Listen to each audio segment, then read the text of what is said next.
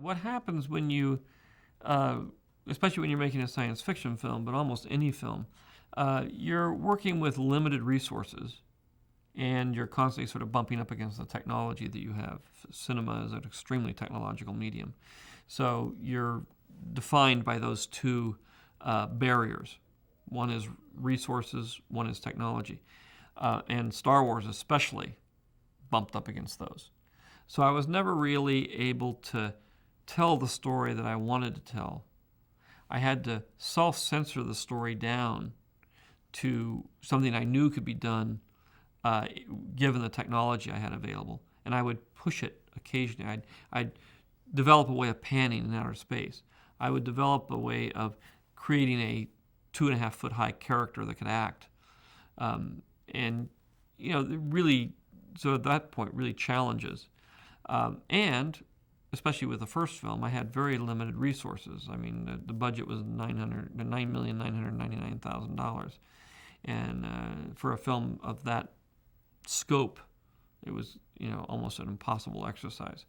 I was used to it. I mean, the other movies I'd made had all been under $1 million. So I could sort of deal with that sort of thing. But at the same time, I was frustrated. And I got the film finished somehow. But it wasn't finished to the level that I'd want it to be finished. And there's a saying that films aren't well, I guess there's a saying among directors that a film is never finished, it's just abandoned. And for other directors, it's the film is never finished, they just finally take it away from you at some point.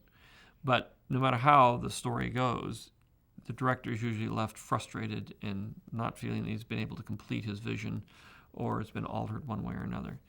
And so later on, I had the opportunity when we were thinking about reissuing the films for the 20th anniversary of Star Wars, of fixing them up. And I said, well, this is a great chance for me to experiment with a new technology and see if I can do the prequels, and at the same time fix a lot of things that I was really frustrated with the first time around with Star Wars that I couldn't complete properly because I either didn't have enough time, money, or technology to do it with.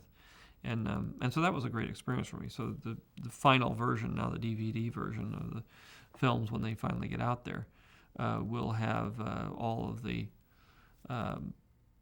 nuances that I had been looking for when I first did the films.